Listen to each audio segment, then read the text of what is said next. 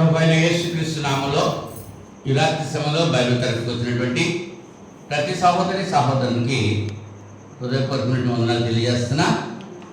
ఆన్లైన్లో దీనికి వాక్యం వీక్షిస్తున్నటువంటి ప్రతి సహోదరి సహోదరునికి చింతపల్లిలో ఉన్నటువంటి క్రీస్తు తరపుగా వందనాలు తెలియజేస్తున్నాం. ఇంత పర్యంతము కీర్తన ద్వారా దేవుని కనపరచడం జరిగింది. అలాగే ఈ సమయంలో వాక్యం చదువుకుని దేవుని యొక్క వాక్యం మనం ధ్యానం చేయడానికి ప్రయత్నం చేద్దాం. సమూయేలు మొదటి గ్రంథం 18వ అధ్యాయము మొదటి వచనము చదువుతున్నాను.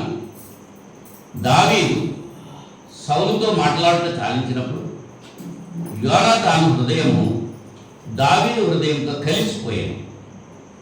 యోనాతాను దావీదును తనకు ప్రాణ స్నేహితునిగా భావించుకొని అతన్ని ప్రేమించెను. దేవుడు తన వాక్యం దీవించిన కాక ప్రార్థన చేసుకుందాం. మహోన్నతుడా పరిశుద్ధుడా మీకు స్తోత్రం తండ్రి. గతించిన శుక్రవారం నుంచి ఇంత పర్యంతము మీ మహాదయచేత కృపచేత నన్ను మమ్మల్ని సజీవ లెక్కలో ఉంచారు, సురక్షంగా కాచి కాపాడారు. మీకు స్తోత్రాలు చెల్లిస్తుంటున్నా. ఈ రాత్రి సమయంలో నైనా మీ సన్నిధిలో చేరి ప్రార్థిస్తున్న ప్రతి బిడ్డ యొక్క విజ్ఞాపన మీరు ఆలకించండి. ఈ దిన ఉదయకాల సమయంలో పగటి సమయంలో ప్రపంచవ్యాప్తంగా జరిగిన ప్రతి బైబిల్ తరగతిలో మీరు సహాయం చేశారు. అందుని బట్టి మీకు స్తోత్రాలు చెల్లిస్తున్నాను. రాత్రి సమయంలో కూడా ఏ ఏ ప్రదేశాల్లో ఈ రీతిగా మిమ్మల్ని స్తుతించి గణపరిచి మీ వాక్యం ధ్యానిస్తున్నారు, ఆయా ప్రదేశాలన్నింటిని కూడా మీరు ఆశీర్వదించండి. చెప్పేటువంటి వారు నాయనా లేఖనాలు మాత్రం చెప్పడానికి, సిలువను గురించిన వార్త చెప్పడానికి, మీ కుమారుడైన క్రీస్తు గురించి చెప్పడానికి బలపరచండి. వినేవారు కూడా వినే చెవులు గ్రహించే ఆత్మ లోబడే వృత్తి కలిగి ఉండడానికి సహాయం చేయండి. దుష్టుడు సాతాను ఏ రీతిగా ముట్టుకుండా మీకు కాపుదలు ఇవ్వండి. వాక్య వెలుగులో మా జీవితాలు సరి చేసుకోవడానికి మంచి మనసులు మా అందరికీ దయచేయండి. కొద్ది సమయం మీ లేఖనాల ద్వారా మీరే మాతో మాట్లాడి మీ నామనికే మహిమ ఘనత ప్రభావం తెచ్చుకుంటారని ఈ ప్రార్థన మా రక్షకుడు మీ కుమారుడైన యేసుక్రీస్తు నామములో వేడుకుంటాం పరలోక తండ్రి. ఆమేన్. మరి ఒకసారి అందరికీ వందనాలు. చదవబడినటువంటి లేఖన భాగంలో దావీదు సౌలు యొక్క కుమారుడు యోనాతాను వాళ్ళిద్దరూ కూడా ప్రాణ స్నేహితులు. యోనాతాను దావీదును తనకు ప్రాణ స్నేహితునిగా భావించుకుని అతన్ని ప్రేమించెను అని వ్రాయబడింది.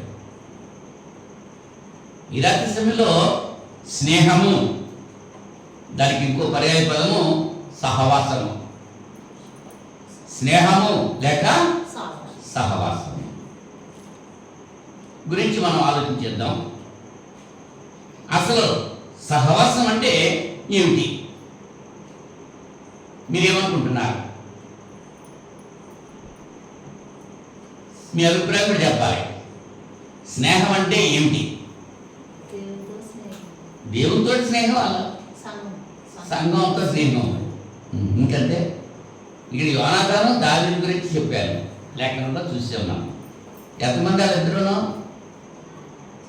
ఇద్దరు ఎంతమంది అలా? ప్రశ్నలోనే జవాబు ఇద్దరు ఎంతమంది అంటున్నాను. ఇద్దరు అని చెప్పచ్చు కదా. అంటే ఇద్దరు వ్యక్తుల మధ్య ఉన్నటువంటి బంధం, అంటే ఇద్దరు మనసులు ఏకమైంది, వాళ్ళ ఆలోచనలు ఏకమైనవి, వాళ్ళ అభిప్రాయాలు ఏకమైనవి. ఇద్దరు వ్యక్తులు ఒకే విషయంలో ఏకీభవించి ఉన్నప్పుడు వాళ్ళిద్దరి మధ్య స్నేహం ఏర్పడుతుంది. ఏ గూటి పక్షి ఆ గూటికి చేరుతుందంట. ప్రయాణంలో మనం చూస్తూ ఉంటాం, ఎక్కువగా రైలు ప్రయాణంలో ఒక కంపార్ట్మెంట్లో కూర్చుంటారు కొంతమంది. ఈ కోపకి చెందిన వాళ్ళు ఆ కోపకి కూర్చుంటూ ఉంటారు. కొంతమంది ప్యాకెట్ ఆడేవాళ్ళు కూర్చుంటారు. ఆ గ్రూప్ అంతా చేస్తారు. మీరు పొలాలు వెళ్తారు, భోజనాలు పట్టుకెళ్తారు, గుమ్ము కొడతారు, ఎవరి మట్టుకు వాళ్ళకి చేస్తారా? ఒక బ్యాచ్ అంటే స్నేహితులు ఎవరైతే వాళ్ళ మనసులు ఎలాగే కలిసి ఉన్నాయో, వాళ్ళ ఈ అభిప్రాయాలు ఏకీభవించి ఉన్నాయో వాళ్ళు కలిసి పూజ చేస్తూ ఉంటారు. అది సహవాసం. సహవాసం అనే మాటకు అర్థం తెలిసింది కదా. స్నేహమేరా నీ జీవితం అంటున్నాడు. జీవితంలో స్నేహం. అయితే సహవాసం గురించి మనం ఆలోచన చేసాం. స్నేహం అంటే ఏంటో మనకు అర్థమైందా? స్నేహితుడు, ప్రాణప్రియుడు, మన హితుడు, మన యేసు ప్రభువే మన స్నేహితుడు. ఆయన కంటే స్నేహితుడు ఎవరు కూడా లేరు. స్నేహితుడు తన స్నేహితుడి కొరకు ప్రాణం పెడతాడు.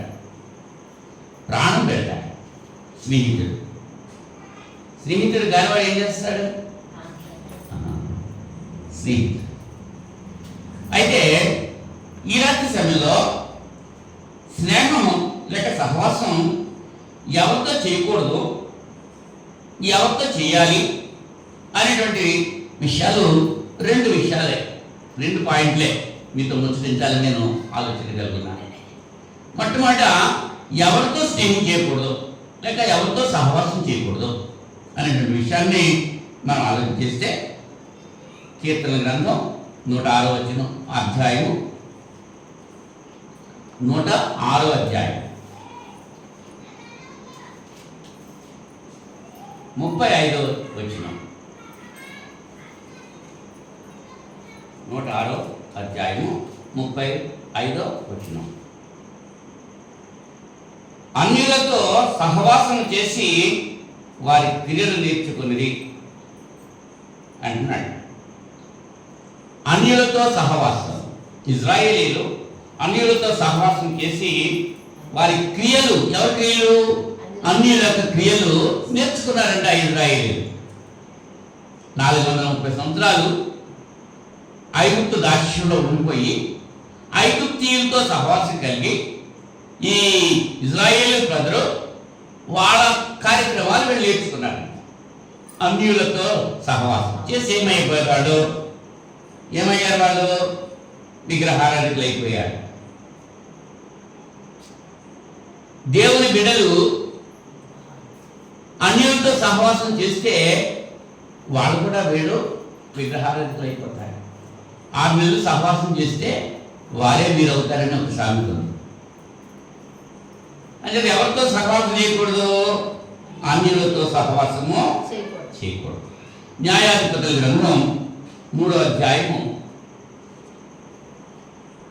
న్యాయాధిపతుల గ్రంథం 3వ అధ్యాయం 5, 6 వచనాల్లో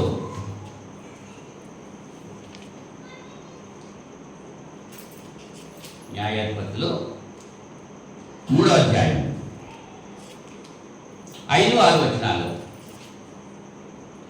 ఇజ్రాయేలీలు, కనానీయులు, హిత్తీయులు, అమోరీయులు, పెరిజ్జీయులు, హివ్వీయులు, యెబూసీయులు అను జనుల మధ్య నివసించుచు వారి కుమార్తెలను పెండ్లి చేసుకొనుచు వారి కుమారులకు తమ కుమార్తెలను ఇచ్చుచు వారి దేవతలను పూజించు వచ్చిరి. అట్లు ఇజ్రాయేలీయులు యెహోవా సన్నిధిని దూషులై తమ దేవుడని యెహోవాను మరచి బయలు దేవతలను, దేవతా స్తంభములను పూజించిరి. ఏం చేశారు? ఎవరిలో? దేవుని బిడ్డలో. ఎవరితో సహవాసం చేశారు? హిత్తీయులు, అమోరీయులు, పెరిజ్జీయులు, హివ్వీయులు, యెబూసీయులు అనేటువంటి జనముల మధ్య నివసిస్తూ వారితో సంబంధాలు ఎందుకున్నారు. వాళ్ళ కుమార్తెలను వీళ్ళకి, వీళ్ళ కుమార్తెలను వాళ్ళకి ఇచ్చుకునే సంబంధాలు ఎవరితోనండి? దేవుని ప్రజలు అన్యులతో సహవాసం కలిగి బంధుత్వాలు కలిగి ఉన్నారు. అందుచేత ఏమవుతుంది? దేవుని యొక్క ఉగ్రత వాళ్ళ మీదకి వచ్చింది. మరి నేటి దినాల్లో క్రైస్తవులను పిలువబడుతూ అన్యులతో సహవాసం చేస్తూ ఉంటే దేవుడికి ఇష్టపడనా? మరి ఎంతమంది అలా సహవాసం చేస్తున్నారు? వారి పనులు వీళ్ళు నేర్చుకుంటున్నారు, వాళ్ళు చేసేటట్టుగా వీళ్ళు చేస్తున్నారు. అలా చేయకూడదు అని లేఖనం చెబుతుంది. కొరింథీ మొదటి పత్రిక 15వ అధ్యాయం 33వ వచనంలో 15వ అధ్యాయము 33వ వచనంలో మోసపోకుడి దుష్ట సాంగత్యము మంచి నడవడిని చెరుపును. దుష్టులతో సాంగత్యం చేస్తే మంచి వారి నడవడి కూడా పాడైపోతుంది. అంచేత ఎవరితో సహవాసం చేయకూడదు? అన్యులతో సహవాసము చేయకూడదు. యోబు గ్రంథం 15వ అధ్యాయం, యోబు గ్రంథం 15వ అధ్యాయం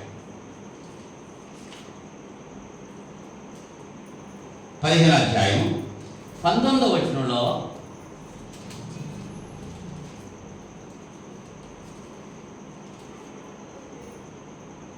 అన్యులతో సహవాసము చేయక తాము స్వాస్థ్యముగా పొందిన దేశంలో నివసించిన జ్ఞానులు చెప్పిన బోధను నీకు తెలిపెదను. ఎవరి బోధ? జ్ఞానుల బోధ. అన్యులతో సహవాసం చేయకూడదు. చేయకుండా ఉండి జ్ఞానం కలిగిన వారి గురించి నేను తెలియజేస్తానంటున్నాను యోగ. దీన్ని బట్టి మనకు తెలియని సారాంశం అండి. ఎవరితో సహవాసం చేయకూడదు, ఎవరితో స్నేహం చేయకూడదు చెప్పండి? అన్యులతో. యెషయా గ్రంథం 2వ అధ్యాయం 6వ వచనం. యెషయా గ్రంథం 2వ అధ్యాయం 6వ వచనంలో యాకోబు వంశముకు ఈ జనము తూర్పున ఉండిన జనుల సంప్రదాయములతో నిండుకుని ఉన్నారు. వారు ఫిలిష్తీయుల వలె మంత్ర ప్రయోగం చేయుదురు, అన్యులతో సహవాసం చేయుదురు కనుక నీవు వారిని విసర్జించి ఉన్నావు. అన్యులతో సహవాసం చేస్తే దేవుడు మనల్ని విసర్జిస్తాడు. దేవుని ప్రజలు ఎవరితో సహవాసం చేశారంట? యాకోబు వంశముకు ఈ జనము తూర్పున ఉండిన జనుల సంప్రదాయములతో. తూర్పున ఉన్నవాడు ఎవరో అమ్మా? తూర్పు మన దేశానికి తూర్పున ఉన్న జనం ఎవరో? అమెరికా వాళ్ళు, పాశ్చాత్యులు. అమెరికా వాళ్ళు పాశ్చాత్యులు అనమాట. తూర్పున ఉండే జనం వాళ్ళ యొక్క వాళ్ళ యొక్క సాంప్రదాయాలతో నిండుకుని ఉన్నారు. వారు ఫిలిష్తీయుల వలె మంత్ర ప్రయోగం చేయుదురు, అన్యులతో సహవాసం చేయుదురు గనుక నీవు వారిని విసర్జించి ఉన్నావు. ఇప్పుడు అదే కదా మన వేషాలు. మన భారతదేశంలో పంచి కట్టుకుని పిలకెట్టుకుని ఉండేవారు మాకోళ్ళు, అవునా? ప్యాంట్ వేసుకుని, కటింగ్ వేసుకుని, టోపీలు పెట్టుకుని ఈ ఆచారం ఎవరిదే? దొరలదే. ఆ బ్రిటిష్ వారు మన దేశాన్ని పరిపాలించినప్పుడు అక్కడి నుంచి వచ్చినటువంటి ఆ బ్రిటిష్ వారి యొక్క వేషం, భాష మనోళ్ళు నేర్చుకున్నాడు. అవునా కదా? లేఖనం ఎప్పుడో చెప్తుంది అలాగా. వాళ్ళు అన్నిటప్పుడు దేవుని ఎరగనటువంటి వారు, దేవుని ఎరగిన వారితో సహవాసం చేస్తే దేవుడు మనల్ని విసర్జిస్తాడు. ఎవరితో సహవాసం చేయకూడదు? దాసు, ఎవరితో సహవాసం చేయకూడదు? అన్యులతో సహవాసం చేయకూడదు. ఇక మరి మనం ఏం చేస్తున్నాం? ఆలోచన చేసుకోండి. నేనేం చెప్పట్లా, పరిశుద్ధ గ్రంథంలో ఉన్నాయి లేఖనాలు మీకు జ్ఞాపకం చేస్తున్నా, చదివి వినిపిస్తున్నా. అర్థం చేసుకున్నవాడు, ఆచరించేవాడు దీవించబడతారు. నెంబర్ 1, అన్యులతో సహవాసము చేయకూడదు. రెండోది మనం చూద్దాం. సామెతల గ్రంథం 29వ అధ్యాయము. సామెతలు 29వ అధ్యాయం 22వ వచనం.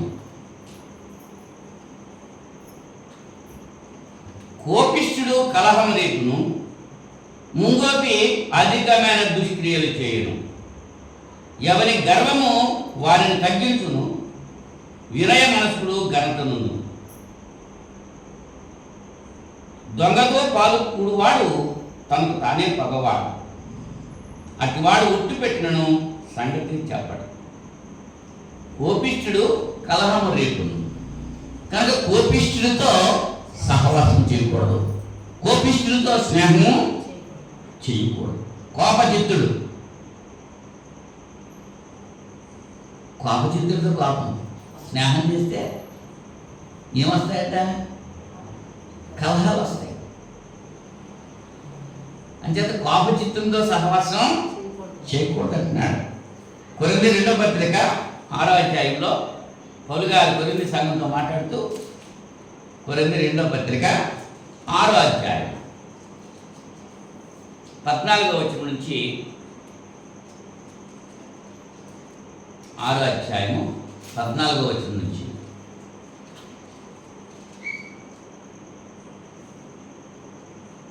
మీరు అవిశ్వాసులతో జోడుగా ఉండకుడి, నీతికి దుర్నీతితో ఏమి సాంగత్యము, వెలుగునకు చీకటితో ఏమి పొత్తు, క్రీస్తునకు బెలియాలతో ఏమి సంబంధము, అవిశ్వాసతో విశ్వాసికి పాలెక్కడిది, దేవుని ఆలయమునకు విగ్రహములతో ఏమి పొందిక, మనము జీవము గల దేవుని ఆలయమై ఉన్నాము అనేటువంటి విషయాన్ని గుర్తు చేసుకుంటున్నాడు. అవిశ్వాసులతో జోడుగా ఉండకూడదు. ఎవరితోటి? కోపచిత్తునితో. అవిశ్వాసి కోపం ఎత్తుకోండి. విశ్వాసి ఏం చేస్తాడు? విశ్వాసి కోపం తగ్గుంటాడు. ఎంతో విపరీతమైన తప్ప ఆ కోపాన్ని బయలుపరచదు.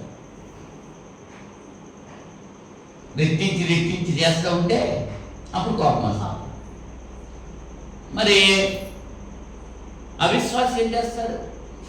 ప్రతిదానికి కోపడుతూ ఉంటాడు. సామెతల గ్రంథం 22వ అధ్యాయం 24వ వచనం కూడా చదువుతున్నాను. సామెతలు 22:24. 22:24. కోపచిత్తునితో సహవాసం చేయకుము, క్రోధము గలవానితో పరిచయము కలిగి ఉండకుము. నీవు వాని మార్గములను అనుసరించి నీ ప్రాణములకు ఉరి తెచ్చుకుందువేమో. చేతిలో చెయ్యి వేయ వారితోనూ అప్పులకు పూటపడి వారితోనూ చేరకుము. ఎవరితో స్నేహం చేయకూడదు చెప్తున్నా. చేతిలో చెయ్యేసేస్తారంట, అప్పులకు పూటపడి ఉంటారంట. ఇంచేత మనవాడు ఒక సామెత ఉందండి, చెప్పులున్నవాడితోటి అప్పులున్నవాడితోటి కలిసి వెళ్ళకూడదంట.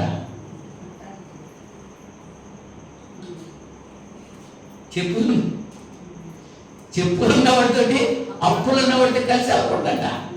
కలిసి వెళ్తే ఏమవుతుంది? చెప్పులున్నవాడు ఎలా పడ్డాలో నడిచిపోతాడు.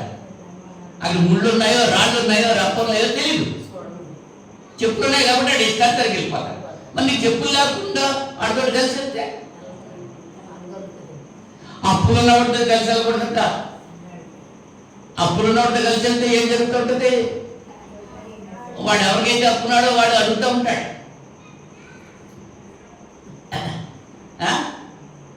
ఆబ్జెక్ట్స్ అడుగుతూ ఉంటాడు. మరి నువ్వు కూడా ఆగాల్సి వస్తుంది. ఒకసారి చింతపల్లి నుంచి లోపల దగ్గరికి నేను బండి వేసి వెళ్తుంటే ఒక ఆయన బండి ఆపేసి, ఈ ఊరు ఆయనే, ఈ ఊళ్ళో ఉండలేదు ఆయన, ఎక్కడో రెవెన్యూ ఇన్స్పెక్టర్ ఎక్కడో ఉద్యోగం చేసుకున్నాడు. ముసలమ్మ కొడుకు, గాడి ముసలమ్మ కొడుకు. బండి ఆఫ్ చేసినా నువ్వు ఎక్కించుకుంటే లాగులు గారి అంటే ఎక్కించుకున్నాను. కాచివాడికి చివరి నుంచి ఆ చివరి వరకు ఆగటం, వాళ్ళతో మాట్లాడటం, వాళ్ళతో ఆగటం 4-5 సార్లు ఆగాడు. నా పని ఏమైంది? ఏదో ధైర్యాన్ని డబ్బులు ఇస్తే అన్నట్లుగాను అది పోయి ప్రతిమేళ ఎక్కించుకుంటే ఎంతసేపు టైం పట్టింది అక్కడ? అనుభవమే చెప్తున్నాను నేను. అంచేత అప్పులున్న ఉంటుంది, చెప్పులున్న ఉంటుంది, వెళ్ళకూడదు. ఇక్కడ ఏమంటున్నాడు? కోపచిత్తులతో సహవాసము చేయకము, క్రోధము గల వానితో పరిచయము కలిగి ఉండకము. నీవు వారి మార్గములను అనుసరించి నీ ప్రాణమునకు గురి తెచ్చుకుందేమో. చేతిలో చెయ్యి వేయవారితోనూ అప్పులకు పూటపడి వారితోనూ చేరకము. చెల్లించడానికి నీ యొద్ద ఏమీ లేకపోగా వాడు నీ క్రింద నుండి నీ పరుపు తీసుకుని కొనేలా అన్నాడు. అంచేత మన పాఠ్యభాగంలో ఎవరితో మనం స్నేహం చేయకూడదు, ఎవరితో మనం సహవాసం చేయకూడదు అనేటువంటి విషయాన్ని ఆలోచన చేస్తున్నాం. ఒకటి, అన్యులతో సహవాసం చేయకూడదు. రెండోది, కోపచిత్తులతో సహవాసము చేయకూడదు. మూడవది, సామెతల గ్రంథంలోనే 23వ అధ్యాయము 20వ వచనం. ద్రాక్షారసం త్రాగువారితోనైనను మాంసము హెచ్చుగా తినువారితోనైనను సహవాసము చేయకుము. ఎవరితో చేయకూడదు? త్రాగుబోతుడితోటి, తిండిబోతుడితోటి సహవాసం చేయకూడదు. అదే అర్థం. ఉండాలగా? మీ బైబిల్లో అలాగా ఉందా? నా బైబిల్లో అలాగే ఉంది. బైబిల్లో ఉన్నమాటే చెబుతున్నాను నేను. ఎవరితో సహవాసం చేయకూడదు చెప్తున్నాడు ఇక్కడ. ద్రాక్షారసము త్రాగువారు వారితోనైనను మాంసము హెచ్చుగా తినవారితోనైనను సహవాసము చేయకము. త్రాగుబోతులను, తిండిబోతులను దరిద్రులగుదురు. వాళ్ళతో సహవాసం చేస్తే నువ్వు కూడా. అందుచేత వాటితో సహవాసము చేయకూడదు. యెషయా గ్రంథం 5వ అధ్యాయం 22వ వచనంలో, యెషయా గ్రంథం 5వ అధ్యాయం 22వ వచనంలో,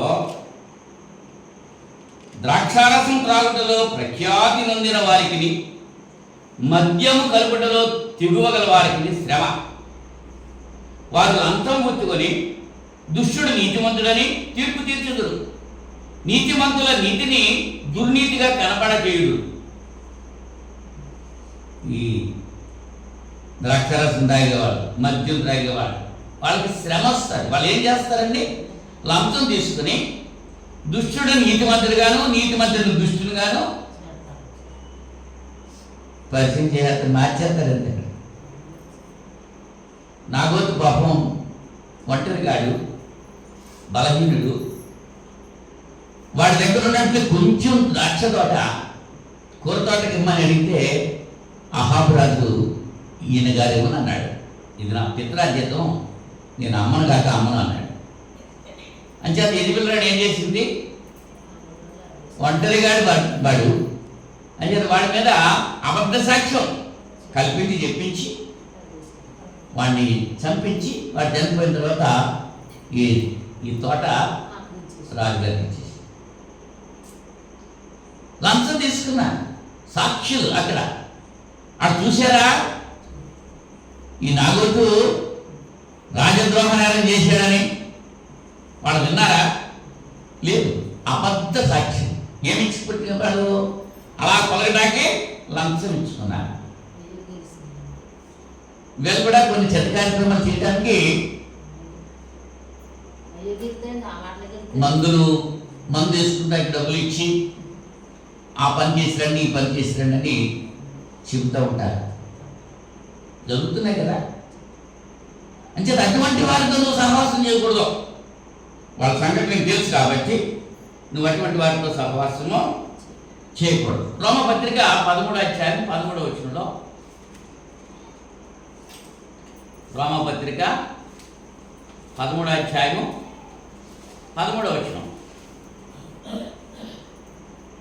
అల్లరితో కూడిన ఆటపాటలైనను, మత్తైనను లేకయు, కామ విలాసములైనను, పోకిరి చేష్టలను లేకయు, కలహమైనను మత్సరమైనను లేకయు, పగటి యందు నడుచుకున్నట్టు మర్యాదగా నడుచుకుందాము.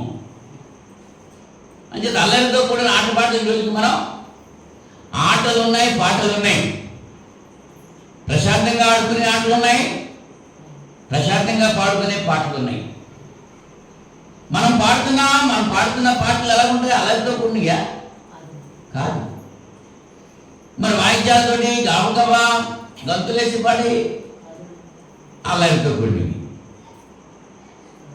ఆటలు ఉన్నాయి, ఆటల్లో రకరకాల ఆటలు ఉన్నాయి. కొన్ని మౌనంగా ఉండి ఆడుకునే ఆటలు ఉన్నాయి, ఉన్నాయా? కొన్ని అల్లరి చేసి ఆటలు ఉన్నాయి, కేకలో బొమ్మలు పెట్టేసి ఆటలు ఉన్నాయి. అల్లరితో కూడిన ఆటలు కానీ పోకిరీ చేష్టలు కానీ నువ్వు చేయడానికి వీలేదు. అటువంటి వారితో సహవాసము కలిగి ఉండకూడదు అని తెలియజేస్తున్నాడు. పేతురు గారు కూడా తన మొదటి పత్రికలో, పేతురు మొదటి పత్రిక 4వ అధ్యాయము 3-4 వచనాల్లో మనము పోకిరీ చేష్టలు, దురాశలు, మద్యపానము, అల్లరితో కూడిన ఆటపాటలు, త్రాగుబోతుల విందులు, చేయదగిన విగ్రహ పూజలు మొదలైన వాటి యందు నడుచుకొనుచు అన్యజనుల ఇష్టము నెరవేర్చుచుండుటకు గతించిన కాలమే చాలును, ఇక చెయ్యొద్దు. అప్పుడు చేశారు అంజమా, అప్పుడు చేశారు, ఇప్పుడు ఇక అటువంటి వారితో నువ్వు సహవాసము చెయ్యొద్దు అని చెప్పాను. ఒకటి ఎవరితో సహవాసం చేయకూడదు? అన్యులతో సహవాసం చేయకూడదు. రెండోది కోపజిత్తులతో సహవాసం చేయకూడదు. మూడోది మాంసము హెచ్చుగా తినేవారితో సహవాసం చేయకూడదు. 4వదిగా చూస్తే సామెతలు మొదటి అధ్యాయము 11వ వచనం నుంచి చదువుతుంటే 10వ వచనం నుంచి, నా కుమారుడా, పాపులు నిన్ను ప్రేరేపింపగా ఒప్పకుము. సులమన్ గారు చెప్పే సామెత. పాపులు నిన్ను ప్రేరేపింపగా ఒప్పకుము. వాళ్ళు ఏమంటున్నారట? మాతో కూడా రమ్ము, మనం ప్రాణము తీటకై పొంచేద్దాము, నిర్దోషైన ఒకరిని పట్టుకొనటకు దాగి ఉందము. పాతాళము మనుషులను మింగివేయినట్లు వారిని జీవంతోనే మిరిగివేయదము. సమాధిలోనికి దిగువారు మృంగబడినట్లు వారు పూర్ణ బలంతో ఉండగా మనం వారిని మింగివేయడం రమ్ము అని వారు చెప్పినప్పుడు ఒప్పకు. వాళ్ళు ఇదే చెప్తారంటే, పలు విధమైన మంచి సొత్తులు మనకు దొరుకును, మన ఇండ్లను దోపుడు సొమ్ముతో నింపుకుందాము, నీవు మాతో పాలివాడమై ఉండుము, మనకందరికి నీ సంఖ్య ఒక్కటే ఉండును అని వారు మీతో చెప్పుదురు.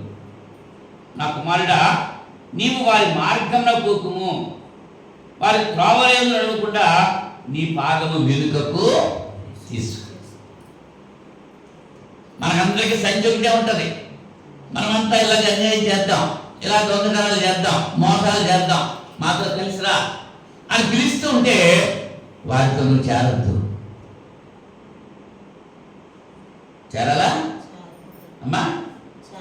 చేరకూడదు అనేటువంటి విషయాన్ని ఇక్కడ మనం గుర్తిస్తున్నాం. సామెతలు 24వ అధ్యాయం మొదటి వచనంలో, దుర్జనులను చూచి మత్సరపడకము, వారి సహవాసము కోరకము, వారి హృదయం బలత్కారం చేయ యోచించును, వారి పెదవులు కీడు గురించి మాట్లాడును, అంచేత వాళ్ళతో సహవాసం నువ్వు కోరవద్దు, దుర్జనులతో సహవాసము చేయవద్దు. ఇంచేత వాళ్ళు ఎలా మాట్లాడతారు? వాళ్ళు బలత్కారం చేస్తారు, వారి పెదవులు కీడు గురించి మాట్లాడతాయి. ఎదుటివాడికి కీడు చేయటమే, ఎదుటివాడికి మేలు చేయరు సరిగదా, కీడు చేస్తారు.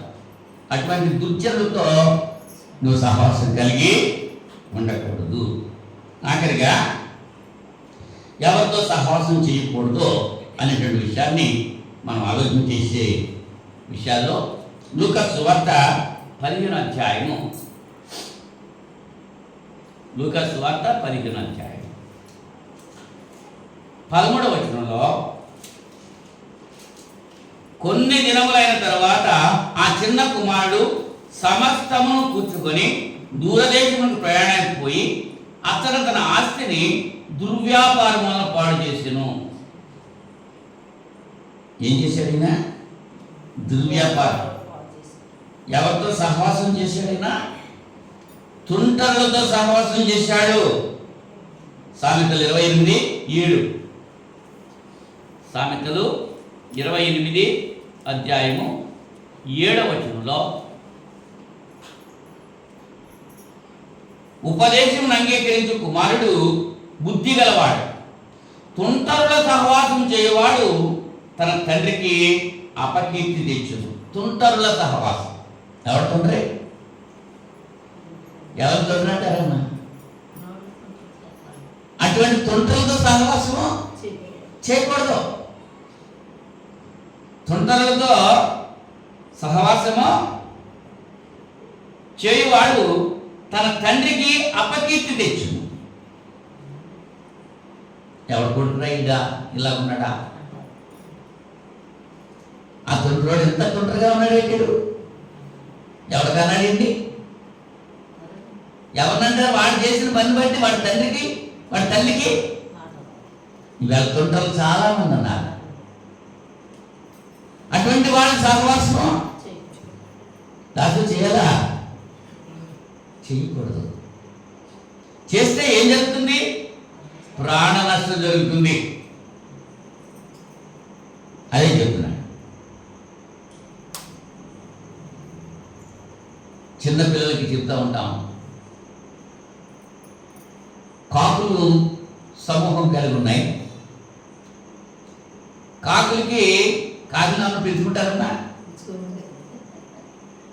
కాకులు గుడ్లు పెడతారా? పెట్టరు, పెంచుకోరు. మరి చిలకలు పెంచుకుంటారు. చిలక తినేటువంటి పదార్థాలు వేరు, కాకి తినేటువంటి పదార్థాలు వేరు. చిలక చేసే పనులు వేరు, కాకులు చేసే పనులు వేరు.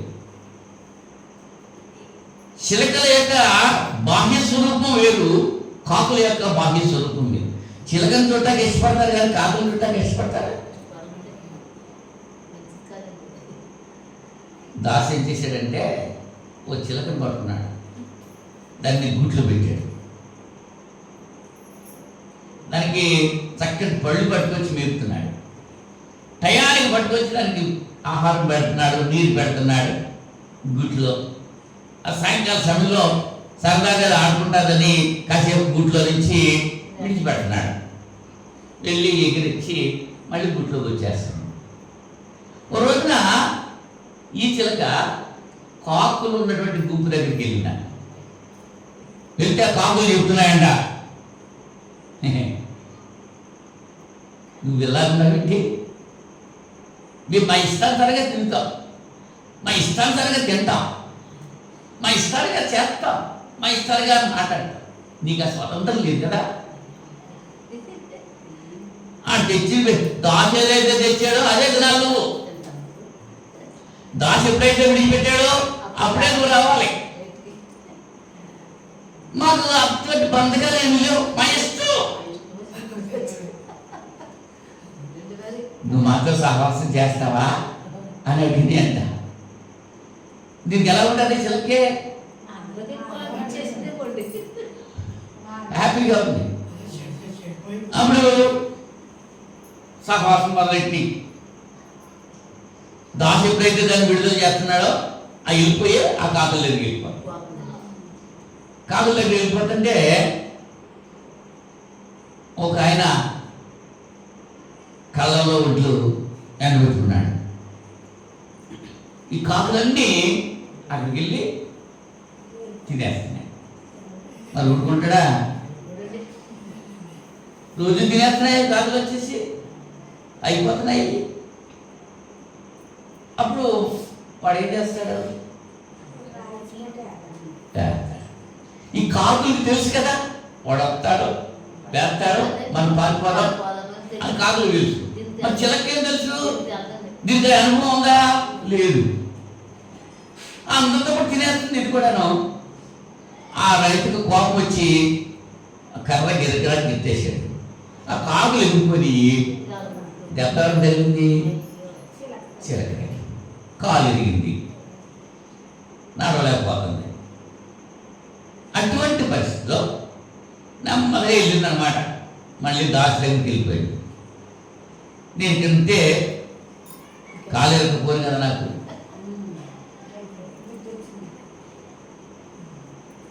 అంటే దుర్జనులతో తుంటలతో సహవాసం చేస్తే ఏం జరుగుతుందో అనేటువంటి విషయాన్ని ఈ చిన్న కథలో చిన్నపిల్లలకి చెప్పేటువంటి అవకాశం మీకు అర్థమైందా? ఇప్పుడు సహవాసం ఎవరితో చేయకూడదు? 5 విషయాలు చెప్పారు. 5 చెప్పండి. ఎవరితో? అన్యులతో సహవాసం చేయకూడదు, కోపదిత్యులతో సహవాసం చేయకూడదు, మాంసం హెచ్చుగా తినేవారితో సహవాసం చేయకూడదు, దుర్జనులతో సహవాసం చేయకూడదు, తుంటలతో సహవాసం. 5 విషయాలు చెప్పారు. ఎవరితో సహవాసం చేయకూడదు.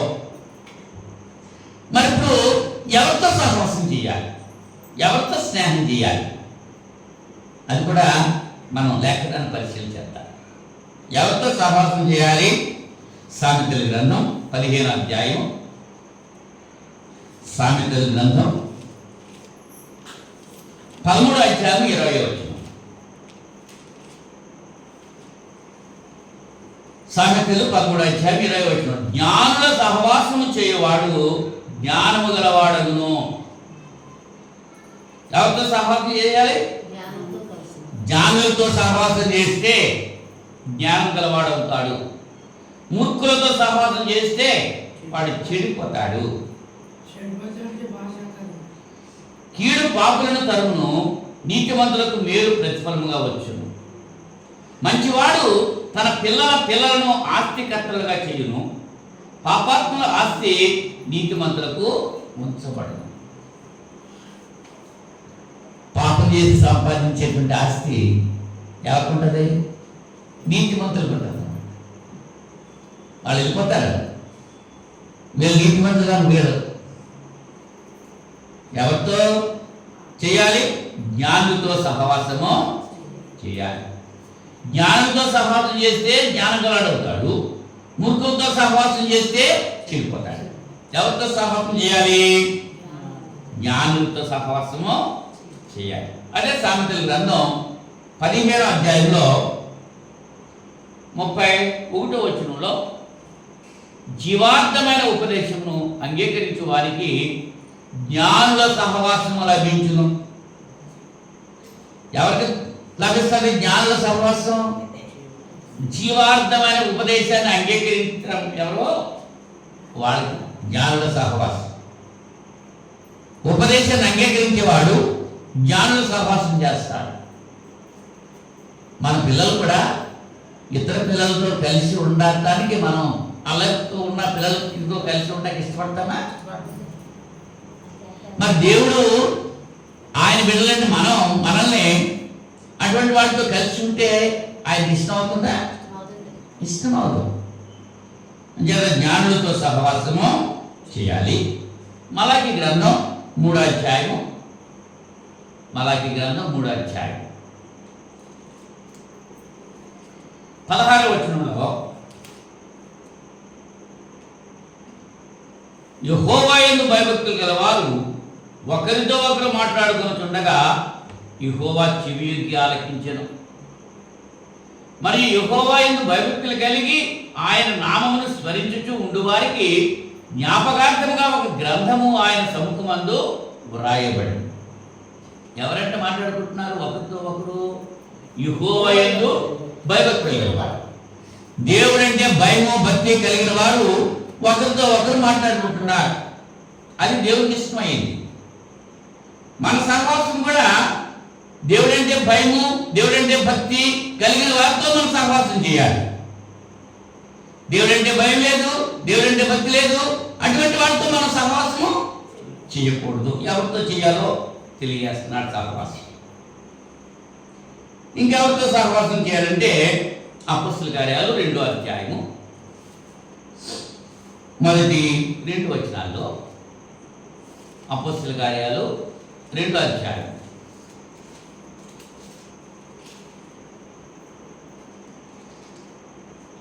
42వ వచనంలో, అపోస్తలుల కార్యాలు 2వ అధ్యాయము 42వ వచనంలో, వీరు అపోస్తలుల బోధ యందును సహవాసమందును రొట్టెలు వించుట యందును ప్రార్థన చేయడం యందును ఎడతెగక ఉండిరి. ఎవరిలో? దేవుని యందు భయభక్తులు కలిగి దేవుని మాటకు లోబడి మారు మనసు పొంది పశ్చాత్తాపడి బాప్తిసం పొందినటువంటి వారు ఎవరితో కలిసి ఉన్నారు? వీళ్ళు వాడు అపోస్తలుల బోధలో ఉన్నారు, అపోస్తలుల సహవాసంలో ఉన్నాడు, రొట్టె విరుచుటలో ప్రార్థన చేయడంలో ఎడతెగక ఉన్నారు. కనుక మన సహవాసం ఎవరితో? అపోస్తలులతో సహవాసం చేయాలి, నీతిమంతులతో సహవాసం చేయాలి, క్రైస్తవులతో సహవాసం చేయాలి, దేవుని మాటకు లోబడేటువంటి వారితో సహవాసం చేయాలి, దేవుడంటే భయము భక్తి కలిగిన వారితో సహవాసం చేయాలి. కొరింథీ మొదటి పత్రిక 1వ అధ్యాయము 9వ వచనంలో, మన ప్రభువైన యేసుక్రీస్తు అను తన కుమారుని సహవాసమునకు మిమ్మును పిలిచిన దేవుడు నమ్మదగిన వాడు. ఎవరి సహవాసం? ఏమా? మన ప్రభువైన యేసుక్రీస్తు అను తన కుమారుని సహవాసం. ఎవరితో సహవాసం? క్రీస్తుతో సహవాసం. మనం అపొస్తలులతో సహవాసం కలిగి ఉండాలి, క్రీస్తుతో సహవాసము కలిగి ఉండాలి. ఫిలిప్పీ పత్రిక 2వ అధ్యాయము, ఫిలిప్పీ పత్రిక 2వ అధ్యాయం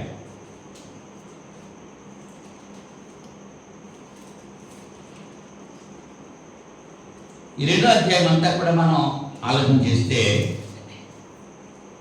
2వ అధ్యాయం, కావున క్రీస్తు నందు ఏ హెచ్చరికైనను ప్రేమ వలన ఆదరణైనను ఆత్మయందు ఏ సహవాసమైనను, ఇక్కడ సహవాసం ఇచ్చాడు చూసారా, ఆత్మయందు ఏ సహవాసమైనను ఏ దయారసమైనను వాత్సల్యమైన ఉండేలా మీరు ఏక మనసు కలిగినట్లుగా ఏక ప్రేమ కలిగి ఏక భావం గలవారుగా ఉండి ఒక్కదాని ఎందే మనసు ఉంచుచు నా సంతోషమును సంపూర్ణం చేయుడి.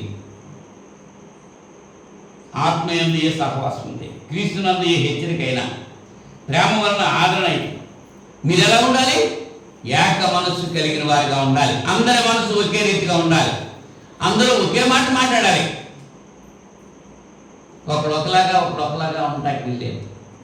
మీ సహవాసము ప్రేమ కలిగి ఉండాల్సిన అవసరత ఉంది. కొరింథీ 2వ పత్రిక, కొరింథీ 2వ పత్రిక 13వ అధ్యాయము 14వ వచనం, 13వ అధ్యాయము 14వ వచనం చూద్దాం.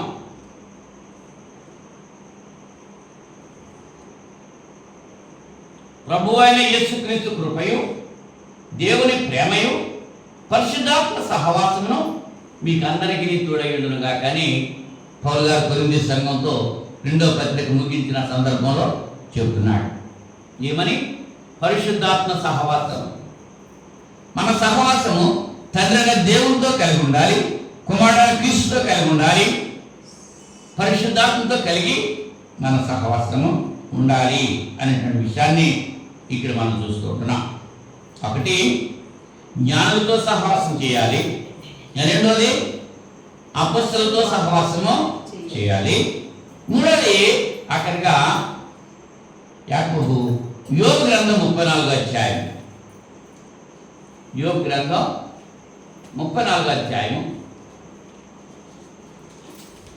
9వ వచనంలో, నరులు దేవునితో సహవాసము చేయుట వారికి ఏమాత్రము ప్రయోజనకరం కాదని అతడు చెప్పుకొనుతున్నాడు అంటున్నాడు. దేవునితో సహవాసం చేయాలి, చేస్తే ప్రయోజనం లేదని ఒకటి చెప్తున్నాడు. చేస్తే మంచిది. ఎవరితో సహవాసం చేయాలి? నరులు దేవునితో సహవాసము చేయాలి. 12వ వచనం చూడండి. దేవుడు ఏ మాత్రమును దుష్కార్యము చేయడు, సర్వశక్తుడు న్యాయము తప్పడు. న్యాయం తప్పుతాడైనా లేదు. ఆయనతో సహవాసం చేస్తే మనం కూడా న్యాయం తప్పకుండా ఉండేటువంటి అవకాశం ఉంటుంది. 37వ కీర్తన 14వ వచనం, క్షమించాలి 4వ వచనం, 37:4 యెహోవాను బట్టి సంతోషించుము, ఆయన్ని హృదయవాంఛలను తీర్చుము. నీ మార్గమును యెహోవాకు అప్పగింపుము, నీవు ఆయనను నమ్ముకొనుము, ఆయన నీ కార్యము నెరవేర్చుము. ఎవరితో సహవాసం చేయాలి? దేవునితో సహవాసం చేయాలి. ఎవరిని నమ్మాలి? దేవుని నమ్మాలి. అంటే దావీదు అంటాడు, ప్రభువా నేను నిన్ను నమ్మి నిన్ను ఆశ్రయించాను, నరులేమీ చేయలేరు, నాకు భయమేమీ లేదు. దావీదుతో కలిసి రాత్రి సమయంలో అలా చెప్పగలుగుతున్నామా మనం? ప్రభువా నేను నిన్ను నమ్మాను, నిన్ను ఆశ్రయించాను, నీతోనే సహవాసం చేస్తున్నాను, నరులు నాకేమీ చేయలేరు, నాకు భయం ఏమీ లేదు, ధైర్యంగా ముందుకు సాగుతున్నామా? దేవునితో సహవాసం మనం కలిగి ఉండాలి. ఆయన వాక్యంతో సహవాసం కలిగి ఉండాలి. ఆయన కుమారుడైన క్రీస్తుతో సహవాసం కలిగి ఉండాలి. ఆయన మనకి ఇచ్చిన పరిశుద్ధాత్మతో సహవాసం కలిగి ఉండాలి. ఆయన మనకి ఇచ్చిన వాక్యంతో సహవాసము కలిగి ఉండాలి. క్రైస్తవుడు ఇప్పుడు వాక్యం చదువుతూ ఉండాలి, ప్రార్థన చేస్తూ ఉండాలి. ప్రార్థన, వాక్యం, ఈ రెండింటిలో సహవాసం కలిగి దేవుని ప్రేమించాలి. దేవుని ప్రేమించడం అంటే ఆయన ఆజ్ఞలు గైకోవాలి. ఇప్పుడు చెప్పండి, ఎవరితో సహవాసం చేయాలి మనం? ముందే చెప్పాను, జ్ఞానులతో సహవాసం చేయాలి, అపస్తులతో అంటే భక్తివంతులతో సహవాసము చేయాలి, తర్వాత దేవునితో సహవాసం చేయాలి. ఇలాగ మనం సహవాసం చేస్తే యెహోవాను నమ్ముకుంటే యెహోవాను బట్టి మనం సంతోషిస్తాము. యెహోవా యందు నమ్మిక ఉంచి మేలు చేయాలి. నీ మార్గాలు యెహోవాకు అప్పగించాలి. అప్పుడు ఆయన వెలుగు వలె నీ నీతిని, మధ్యాహ్నం వలె నీ నిర్దోషత్వమును వెల్లడిపరచును. 37 కీర్తన 7వ వచనంలో యెహోవా ఎదుట మౌనముగా ఉండి ఆయన కొరకు కనిపెట్టు. ఎలా ఉండాలి మనం? దేవుని సన్నిధిలో మౌనంగా ఉండి ఆయన కొరకు కనిపెట్టాలి. అలా కనిపెడుతున్నప్పుడు దేవుడు తన దూతను పంపి వారి యొక్క అవసరతలు తీర్చాడు, తీరుస్తున్నాడు. మరియా భక్తి కలిగిన స్త్రీగా ఉంది కన్యక. దేవుడు తన దేవదూతను పంపించాడు ఆమె దగ్గరికి. యోసేపు ఆలోచన కలిగి నిద్రపోయాడు. ఆ నిద్రలో స్వప్నములో దేవుని దూత యోసేపుతో మాట్లాడాడు. జకరియా యాజక ధర్మం చేస్తున్నాడు, దేవుని యొక్క దూత వచ్చి అతనితో మాట్లాడాడు. కొర్నేలి శతాధిపతి ప్రార్థన చేస్తున్నాడు, దేవుని దూత అతనితో మాట్లాడాడు. పేతురు మిద్దె మీద ప్రార్థన చేస్తున్నాడు, దేవుని దూత అతనితో వచ్చి మాట్లాడాడు. మౌనంగా ఉంటే, నువ్వు కూడా మౌనంగా ఉండి దేవుని సన్నిధిలో ప్రార్థన చేస్తే, ఇప్పుడు దేవదూత వచ్చి నీతో మాట్లాడుతుందని చెప్పాలా? దేవునికి వాక్యం మన మనసులో పుట్టింపజేస్తాడు ఆయన. ఇన్ని గ్రంథాలు, ఈ గ్రంథం అంతా ఏ వాక్యమో నీకు కావాలి అని నువ్వు ప్రార్థన చేసుకుని దేవుని సన్నిధిలో మౌనంగా ఉంటే దేవుడు ఆలోచన పుట్టింపజేస్తాడు. ఆలోచనకర్త ఆయన.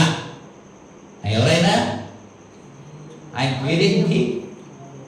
ఆశ్చర్యకరుడు, ఆలోచనకర్త, బలవంతుడైన దేవుడు, సృష్టికర్త. ఆలోచనకర్త నీకు ఆలోచన కలిగజేస్తాడు, ఆ ఆలోచన పుట్టిస్తాడని. ఇప్పుడు ఆయన యందు భయం కలిగి ఆయన సన్నిధిలో మౌనంగా ఉన్నాం, ఆయనతో సహవాసం మనం చేసినాం. కనుక పిల్లరా, ఈ రాత్రి సమయంలో స్నేహము లేక సహవాసము అంటే ఏమిటో తెలుసుకున్నాం. ఎవరితో సహవాసం లేక స్నేహం చేయకూడదో తెలుసుకున్నాం. ఎవరితో సహవాసం లేక స్నేహం చేయాలో తెలుసుకున్నాం. అలాగన మన జీవితాన్ని జీవిస్తూ దేవునికి లోబడి జీవిస్తూ ఆయన దీవులను మనం పొందాలని ప్రేమతో నన్ను నేను హెచ్చరిక చేసుకుంటూ మిమ్మల్ని హెచ్చరిస్తున్నా. ప్రార్థన చేసుకుందాం.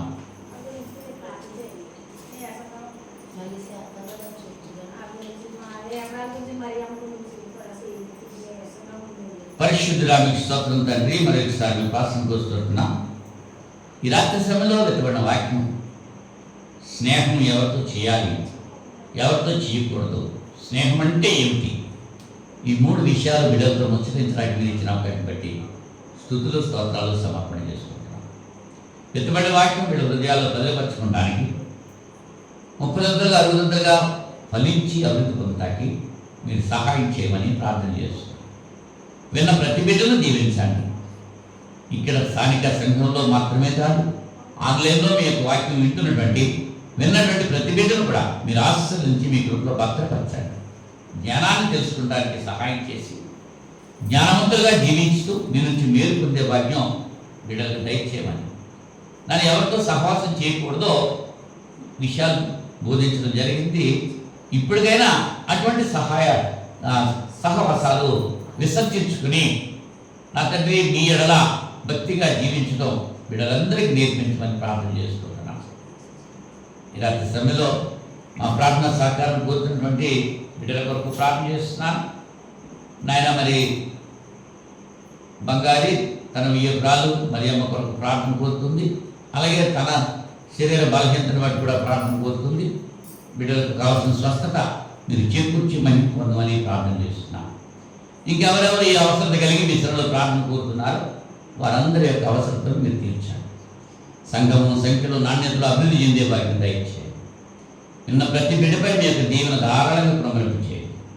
ఇతర దేశాల్లో ఉన్నటువంటి మా సహోదరులు అందరి కొరకు ప్రార్థన చేస్తున్నాను. నా తండ్రి ఈ రాత్రి సమయంలో ఈ బైబిల్ తరగతిలో ఎంత పర్యంతమో నేను కీర్తన ద్వారా శుద్ధి పొందారు, వాక్యాన్ని గురించి వివరించారు, మా ప్రార్థన విజ్ఞాపన మీరు ఆలకించారు. అందరూ బట్టి ఆయన స్తోత్రాలు చెల్లిస్తున్నాను. స్థానిక సంఘాన్ని దీవించండి. సంఖ్యలో నాణ్యతలు అభివృద్ధి చెందే వాటిని దయచేయండి. సంఘాన్ని నడిపిస్తున్నట్టు మా కుటుంబం వరకు ప్రార్థన చేస్తున్నాను. దృష్టిరీత కూడా మీకు కాపుదలించి మరణ పర్యంతము నమ్మకంగా ఉండి మీ యొక్క నాయన కార్యక్రమాలన్నింటిలో కూడా శ్రద్ధ కలిగి చేయడానికి మీరు కృప చూపుతారని ప్రార్థన చేస్తున్నాను. గతించిన వారం కంటే ఇంకా అధికమైన మేళతో మమ్మల్ని నింపాలు చేసి మీ చిత్తమైతే మరొక శుక్రవారం ప్రియమైన మీ బిడ్డలతో అందరితో కలిసి మిమ్మల్ని స్తుతించి కీర్తించి జ్ఞానపరిచే భాగ్యం, వాక్యం ధ్యానించే భాగ్యం మా అందరికీ దయచేయము.